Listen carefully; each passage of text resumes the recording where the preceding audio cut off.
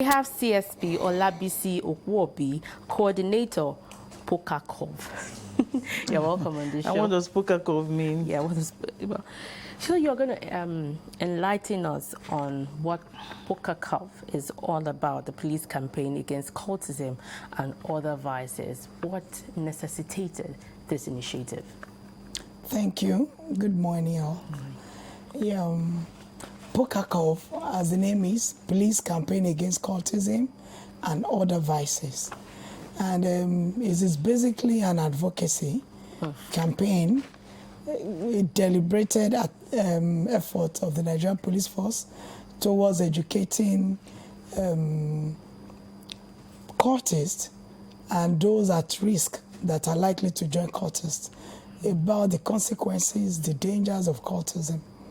And what necessitated it is because cultism is becoming a pandemic because it's almost everywhere.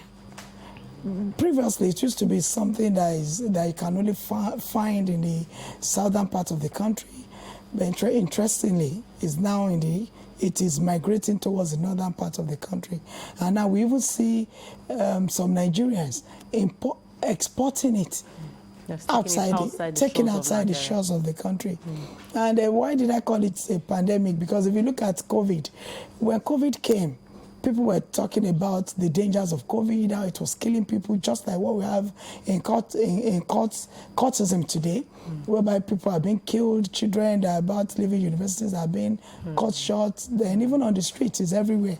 And just like COVID was almost everywhere.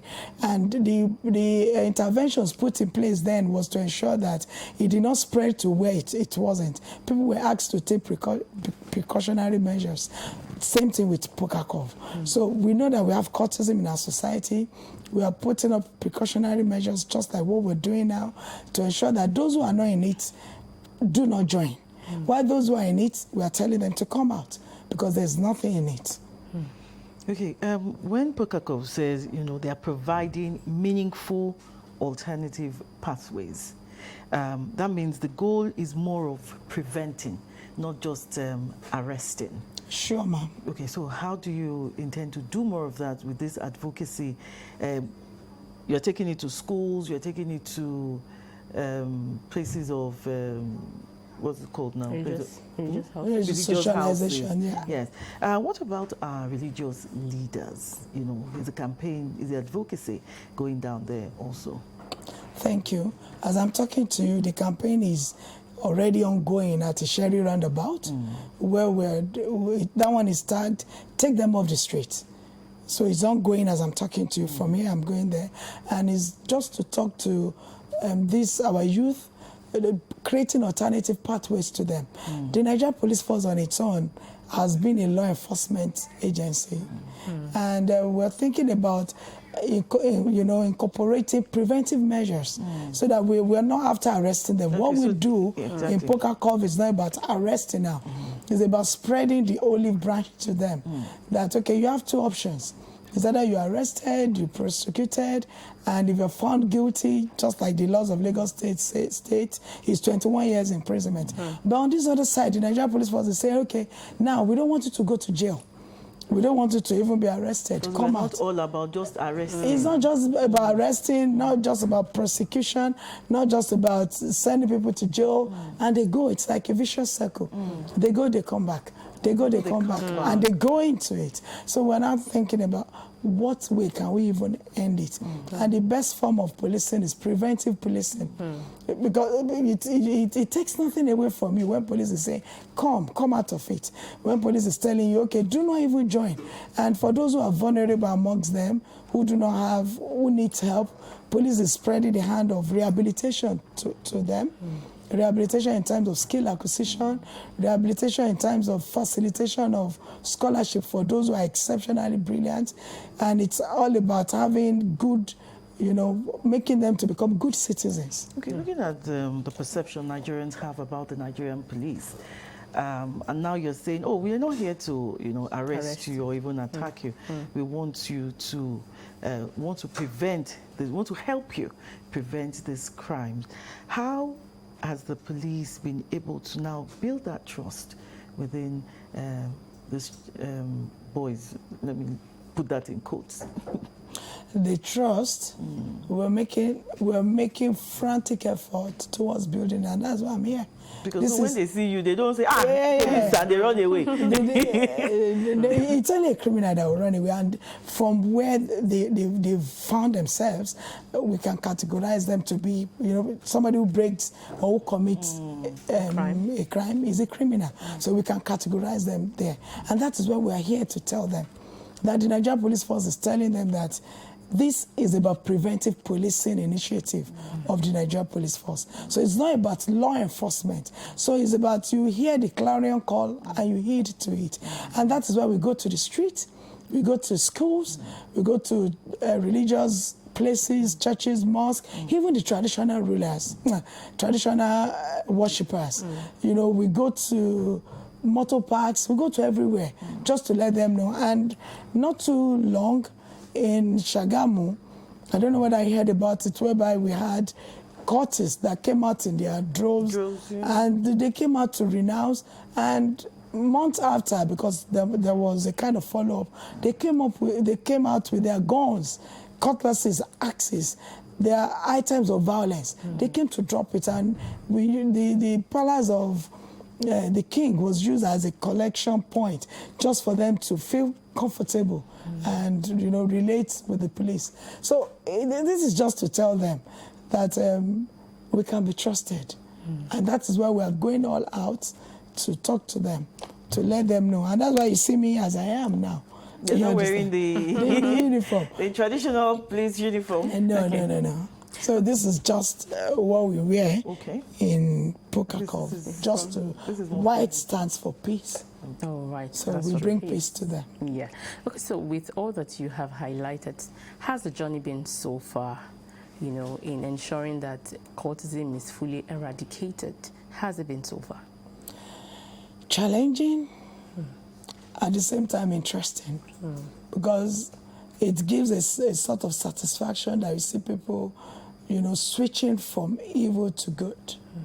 It gives you a sense of satisfaction, also in the sense that some people, you hear about the causes, why they got involved. Then you now see that some of them, we treat them with empathy. So it's not about judging them. We are not here to judge them. Okay, after listening to why they joined the cult, you treat them with empathy? I didn't get it. We are driven by empathy to even start the campaign. Okay. Because it takes, so it's not about enforcement now. It's about come to us. Just like the Christians will say, that it's like a message of salvation. Pokakov is for the bad and the ugly. So if you're bad, you're ugly in terms of cultism, you're a druggist, you're a drug addict, you do some things that you can come to us and we'll assist you. Okay, this cultism amongst our youth, is becoming very, very prevalent. What do you think are the factors that contribute to, that makes it attractive to this youth? Because you said you listen to the stories. Yeah, to them, their sense of attraction is mainly, one, about power, sense of false power. Two, control. Lack of love from home. And they have people who are promising them brotherhood. We're in this together. An attack on one is an attack on others. So they think that they are safer, they are better with that enclave where they find themselves.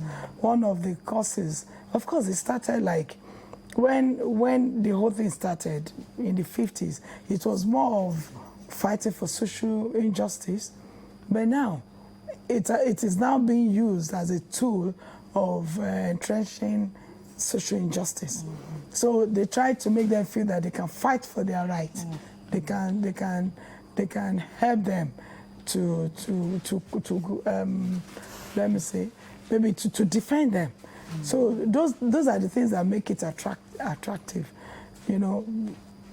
apart from that, the sense of power, as I said, force power, that you can go to anywhere, you want to be in control, you want to be feared. You want to be feared, you want to be the one.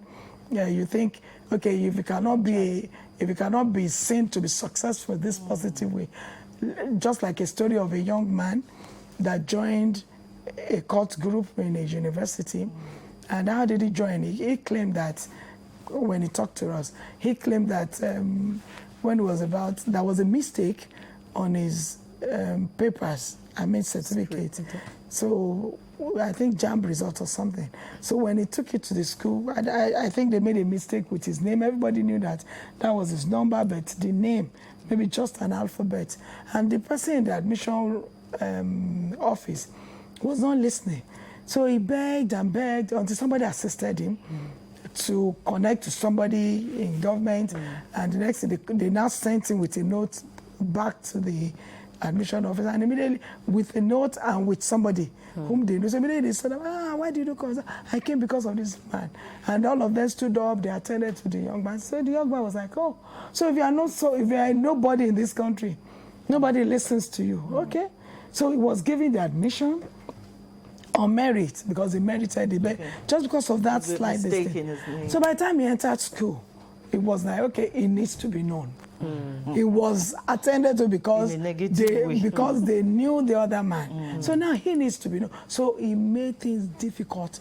He said even the admission officer, all of them, even the vice chancellor, anytime he started his wala, you understand? So, but along the line, he got rusticated before he did another JAMB, and after several years, he now entered another school. So the point I'm making is, he wanted to be known negatively.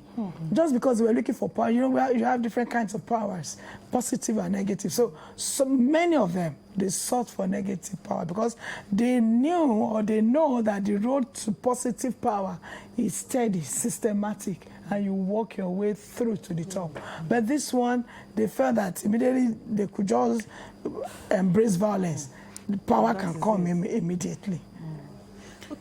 Okay, so before now, cultism was prevalent in higher institutions, but now you see in secondary schools, among artisans, and even primary schools. So what are we also doing, or are you also doing to tame this?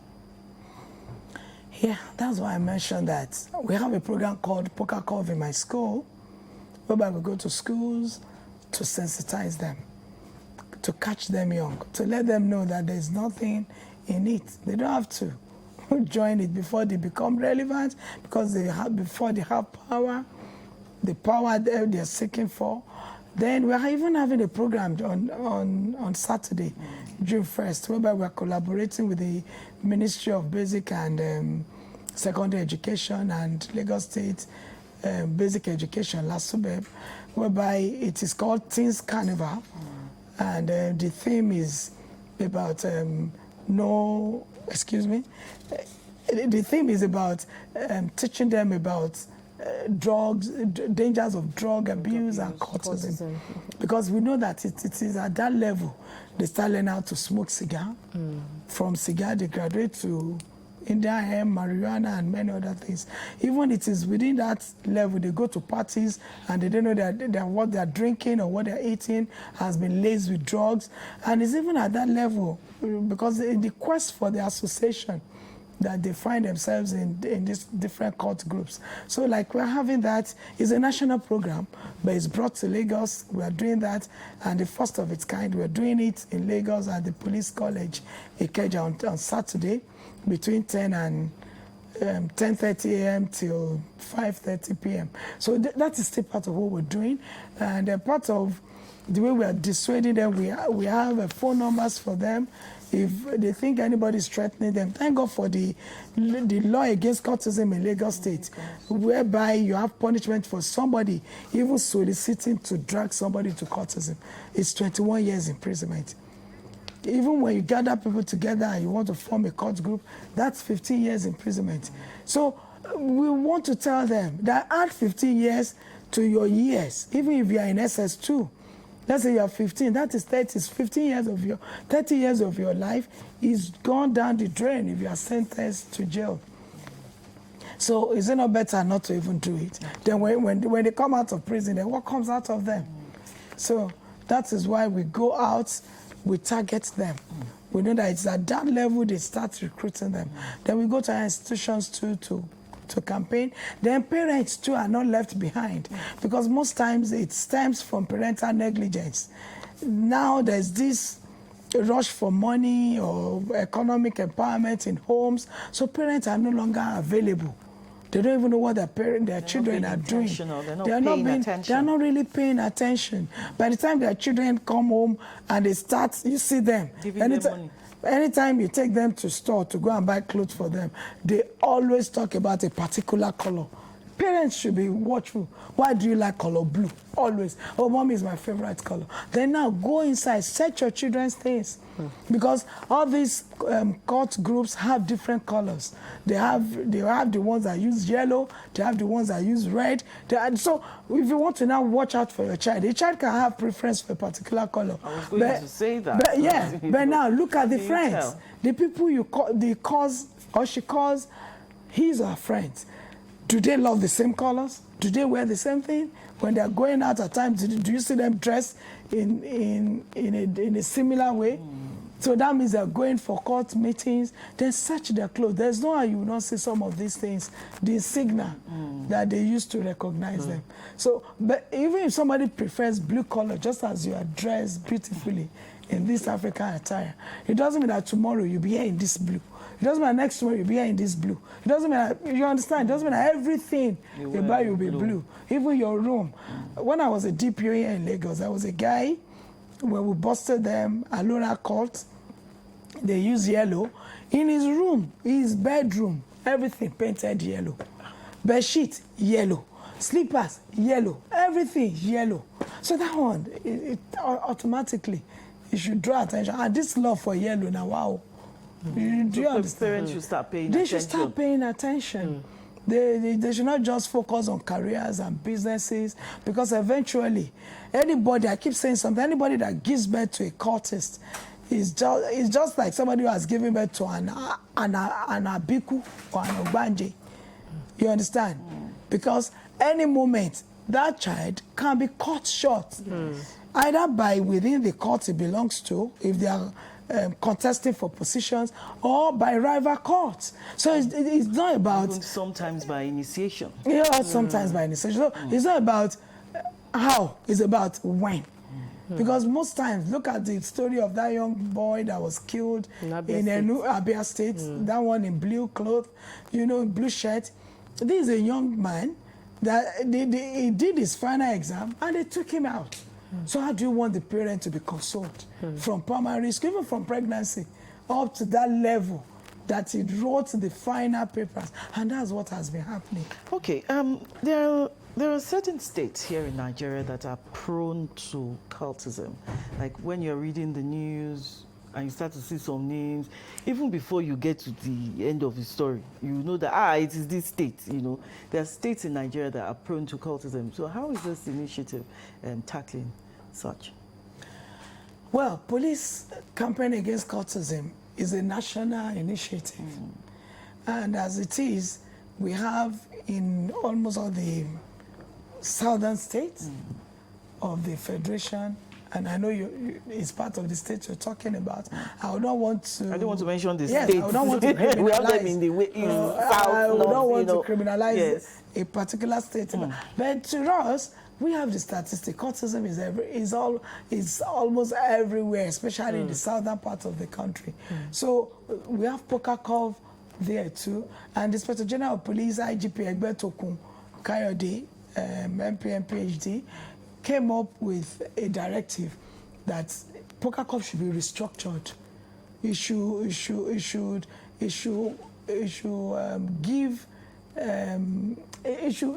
be seen. It should be put in everybody's consciousness in the country, and that is why we're coming. We're doing all what we're doing. We are having it at the state level, at the geopolitical levels, at the national level. So even up to the world level, so to the local government levels. So it is just in a bid for us to get to everybody on the street. So in the other southern part of the country, where they are prevalent, we have people there, and we are very, very conscious of the fact that we don't put people who are cultists to be among us. Poker Cup is not just a police initiative. Let me quickly say that. It is a combination, it is a collaboration between police and members of the public. I am the national coordinator. In Lagos State, for instance, Dr. Ayo Oguson is the state chairman, is the Lagos State chairman. Then we have, you all know Dr. Ayo Oguson. Yes, then we also have another person who is not a police officer, the southwestern chairman too, Ambassador Samuel Eniola Adams. Is also the one in charge of the Southwest Zone. So it is a collaboration. In the police hierarchy, we have coordinators. The civilians hierarchy, we have the chairman. So we have state chairman, geopolitical chairman, then we have up to the world level. Yes, speaking about collaboration, are you collaborating with other security agencies as well, to ensure that and this... to also ask that, where does community policing come in here? Yeah. Poker Cove is a community policing initiative. That's what I said at the beginning. It is not just a police thing, because crimes or criminality emanate from the society. And for us to tackle it, we have to collaborate with the society to ensure that we nip it in the bud or we eradicate it if possible. So it is a community policing tool of the Nigeria Police Force. Then we collaborate with other security agencies like NDLA. Cultism and drugs like substance abuse are like Siamese twins. Because while they're doing initiation, they mix the blood with liquid substance and already soaked in marijuana or laced with other illegal or hard drugs, you understand? And they drink it round. So right from that moment, a child has never taken anything hard in his life. The first day of initiation, he will take something. By the time it takes, before you know, when they gather together or they are doing their gyration, when they're taking their Indian, they share around because they see themselves as they engage in brotherhood. So whatever one does, the other one will do, and just like that. So they're like semestries. And don't forget, cultism is like a big envelope that contains all other crimes. Most people that I see engaging in kidnapping, in armed robbery, and all these other organized crimes, they are members of one cult group or the other. While you're sensitizing young people, how much are you driving it down for them to see the light? For them to be able to discern and decide to stay on the right path? Thank you. Yeah, what we do basically is not just, the campaign is not only about cultism. We take our time to tell them about different crimes and their consequences and the dangers of engaging or perpetrating criminality. So that is what we do. Most of these boys I see at the bus stop, when you look at them closely, most of them, don't let me make a sweeping statement, most of them are cultists. Some of them, when you see them, it's either you see sign of tears, like balls of tears, that's a cult group of Omije. And at times, it's a sign of how many people they've lost. They've lost to death. So it's not about just how many people they've cried over. So they use that. If you see 3, that means 3 persons have died. If you see 2, then even when you see them with the marks of the cult groups they belong to.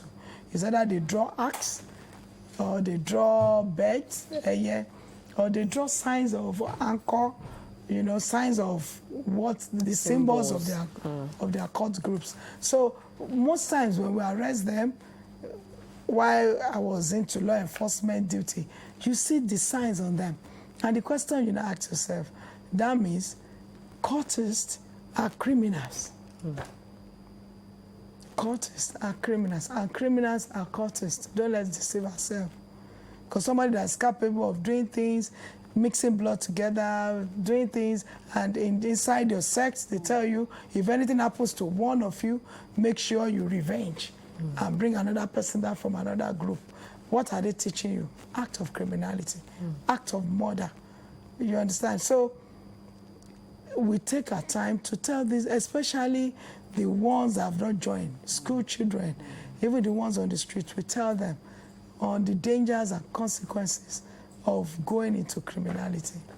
Okay, my question is back to trust, and earning trust. And earlier you said you work with, it's not just an initiative of the police. You work with other stakeholders and other individuals, and I'm very sure you also work with tip-offs from other people. Police protection here, how guaranteed is it for individuals when they come to, give you a tip-off? Tip-off for what? About, that person or those people or those group of people. Something shady. There's something shady about them. They're a group of cultists, they're drug abusers. How do you protect individuals? I think I need to make it clear. Let me make it clear what Poker Cop does. We don't arrest. That's what I'm saying. So even if you give us a tip-off, it's to look to out sensitize them. To sensitize. Yes. To sensitize them. It's an advocacy. It's something that has to come from you, from within of you. Okay, they have to come to you, or you go to them. How do you know all those people? Well, yeah, it depends on like where we went to now, where we are presently today at Alimosho roundabout. You know how strategic Sherry roundabout. You know how strategic that place is. By the time you get there, they are there in their thousands. When we sensitized Oshodi, they came out.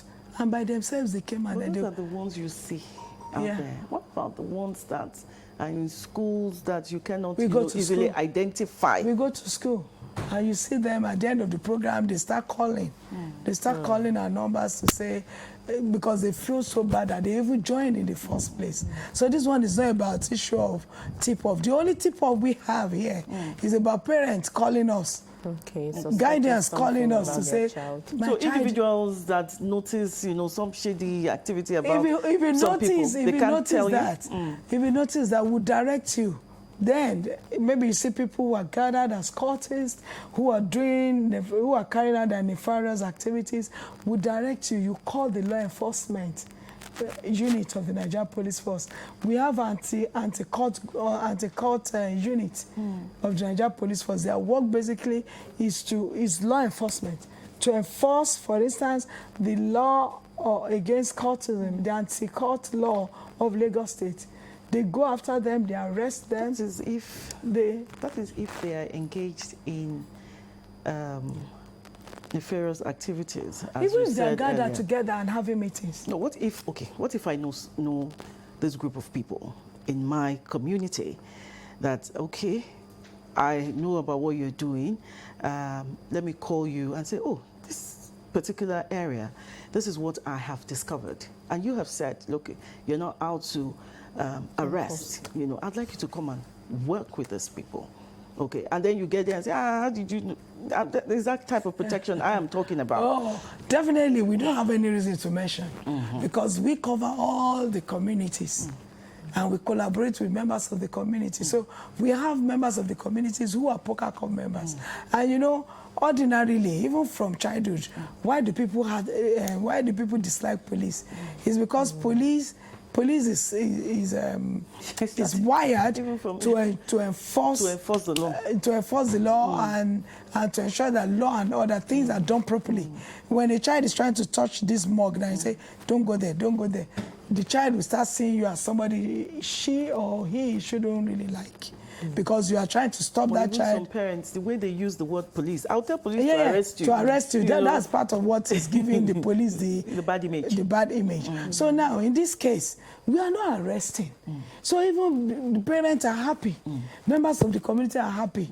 Ordinarily, people don't like police because of arrest. But now, we from Pokakov, the Nigeria Police Force, the Inspector General of Police, they say, okay, show this arm of love to people. Stretch it out. So it is now a choice. It is not, nobody is going to force anybody. It's a choice of, do I want to go to jail or do I want to be arrested by the anti-court unit of the police, or do I want to go through rehabilitation by the Pokakov unit of the Nigeria Police Force? Even God has given us the opportunity to choose between good and evil.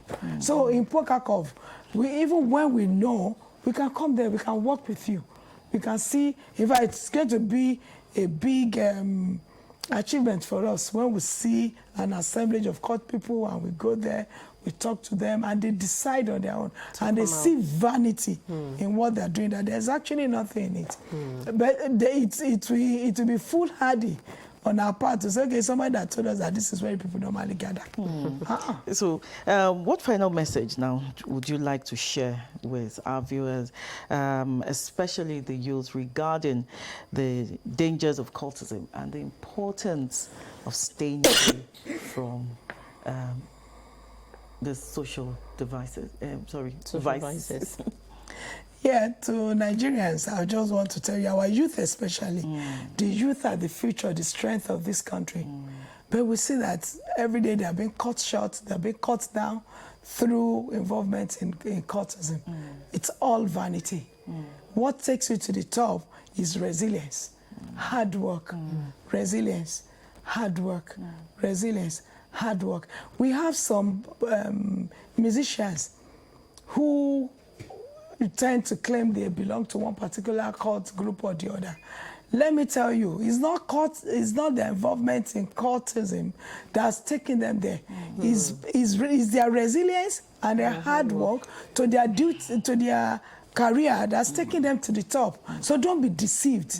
Like a young man that was arrested one time, and he said he joined because one of these popular artists in Nigeria belongs to a particular cult and he likes him so much, he sees him as a role model and he wants to do everything the guy is doing.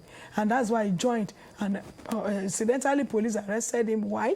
Because his rival group killed his mother, killed his sister while they were looking for him. So the issue is that musician you are seen as a role model did not get to that level as an A-list musician because he belonged to that cult group. But he got there because he took his time to rehearse, to sing, to work on himself. His talent. His talent. So youth, there is no success in cultism. Look within yourself, bring out your talent, and you can forever be the best you want to be. You can be a champion in any field you want to be, not by cultism. Through innovation, you can get to the top. Cultism definitely will not take you to the top. Instead, it can cut you short at any time. It can bring tears out of your parents' faces. Your loved ones can mourn over you. So why go into something that has no either remote or future benefit to you? Why don't you be yourself and get to the top with the inbuilt talent that God has given to you? And together, we can get to the top. And don't forget, as a cultist, if you belong to the public service and you're found out, you cannot join. As a cultist, you cannot join the public service. Even if you join and it is discovered, you can be dismissed from work and you can go to jail. So why? What does it bring? What does it? The issue is all vanity. It brings nothing beneficial to the youth. So why join something that will cut your life short or the life of your loved ones? Thank you very much. We've been speaking with CSP Olabisi Okuobi. She's a national coordinator, Pokakov, that's police campaign against cultism and other vices. One thing I want us to take away is that those musicians, many of them are being linked to it's alleged that many of them are being linked to cultism and, drug abuse. Thank you for mentioning that.